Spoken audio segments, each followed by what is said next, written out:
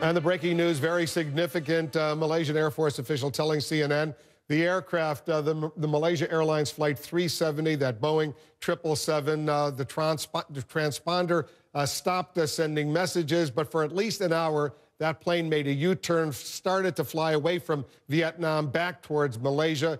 Malaysian Air Force radar was picking it up, but then all of a sudden the plane disappeared. Andrew Stevens is our correspondent in Kuala Lumpur in Malaysia. He's been reporting all of this information for us. So update our viewers, Andrew. This is very, very significant, this development, because it changes the focus on the search that's been going on in a totally different area, if you will. It certainly widens this search effort. Yeah, that's the key, Wolf.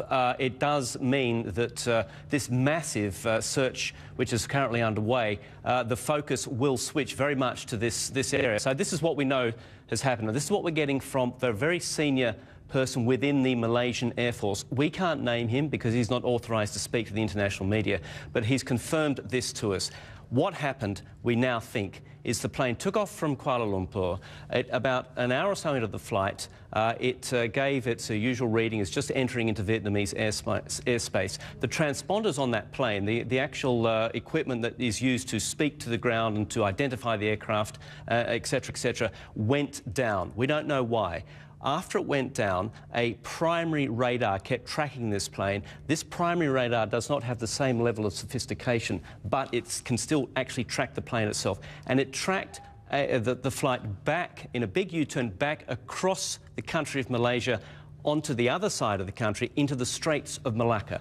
And the last known whereabouts of this aircraft before it disappeared, before that actual radar image disappeared from the screens, was over a very small island, more like a lump of rock than anything, roughly halfway between Malaysia and Indonesia. We don't know any details. This raises a whole host of questions. What actually happened to those transponders? Why did the pilots then go to where they were going?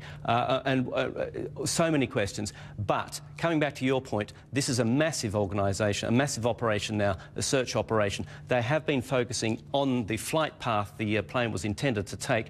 They have been looking in the Straits of Malacca. They have been, as you say, expanding the search zone because they found absolutely nothing, a few false leads, but nothing else in the area where the plane should. The Malaysian Air Force is being very cagey, saying that we believe the plane could have turned around. There was a possibility it may have turned around. There was some radar tracks to suggest it did, but they never confirmed that. Now it looks like we've got confirmation of this. It actually turned around. It flew back across the country onto the other side and then disappeared. Hundreds of miles, not just turned around, but it then flew hundreds of miles across Malaysia. That's a very, very dramatic development. Andrew, stand by. Tom Fuentes is CNN's law enforcement analyst, former assistant director of the FBI. So the key question, Tom, that investigators are going to be looking at, why did those transponders fail? Either human, someone turned them off, or there was some sort of massive power outage, if you will. And those are the key questions that people are going to investigate right now. Yeah, that's right, Wolf. So you're looking at still a possibility of a partial mechanical, enough of a mechanical failure to interrupt communication, but not enough to bring the plane down. But terrorism doesn't just include an explosion on the plane or planting a bomb. It can also include, like 9/11, where the wrong people are somehow gain access to the cockpit and, and maybe take control of the aircraft that way, either killing the pilot or commanding them to do something. And if you have someone with enough knowledge to maybe be able to flip off those transponders, you could do it. Among the vulnerabilities of aircraft right now are that they usually don't have toilets in the flight deck. And so, when you take a long flight, you see the pilots come out one at a time and use the restroom. And for that brief second, that door is open. So the barricading of the door is opened up so that they can come out of the cockpit. And, if one of the pilots chooses while the other one's out, now he can barricade them out, and the original pilot can't get back in. So you could have an individual or two individuals inside there take control of their own aircraft. We just saw this a little over a month ago where the Ethiopian airline co-pilot hijacked his own plane. Now, luckily, he didn't crash it. He landed in Geneva, Switzerland, but he locked the captain out while he flew the plane. So those are among the possibilities. There's still as many possibilities out there, maybe more, now that we know about the transponders being off and the length of time that plane flew in the air without them. It still leaves mechanical, terrorism, other issues as much in the air as they were before.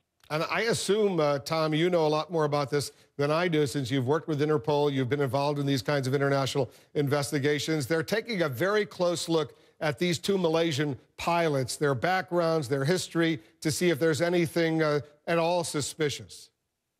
Right, that's standard. That you would be, the investigators from the beginning would be looking at. Obviously, they have everyone's lives in their hands, so they're going to be a key focus right from the beginning, and would have been. I think that Ron Noble, in his press conference yesterday, I think he was trying to emphasize that there was less concern than before about the two stolen passports. That he believed that they were less likely to have been involved in terrorism. But even then, I wouldn't rule that out. What if they were doing a favor for the guy that gave them the passports, who maybe said, hey, could you take this package for me and give it to my friend in Germany when you get there? And they might have unwittingly taken a dangerous device in checked luggage, not even knowing it, not intending to do anything. They're not terrorists. They're just trying to go get asylum in a country in Europe. And maybe they introduced something on that plane that should have been on there.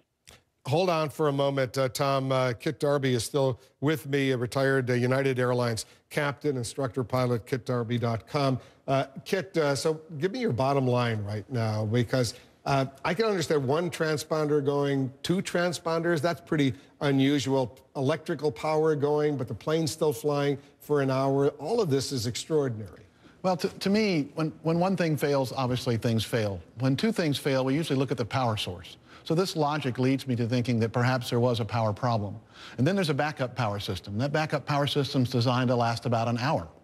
The natural for the pilot, in my view, to return to where he knows, the airports in the region he knows, so turning around makes sense.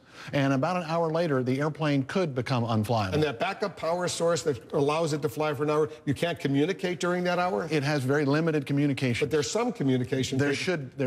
If they're in a Mayday, an SOS type of situation, they should be able to say and communicate, hey, we got a problem. They should, but where it initially happened out over the water, maybe not. As they get closer to land, there's like 5 different communication systems. But at the end, they were flying over Malaysia. Right, and the one that's tied into the standby power is the shorter range one. So it might not work out over the water, but it probably would work as they got closer in. But they were nearing the end of their power reserve at that point.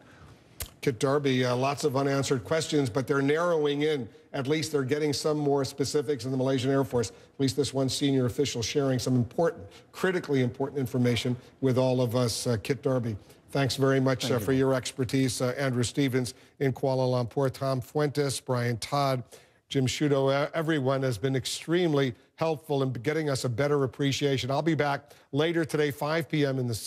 5 p.m. Eastern, in the Situation Room. Much more coming up then. Until then, thanks very much for watching. I'm Wolf Blitzer. News.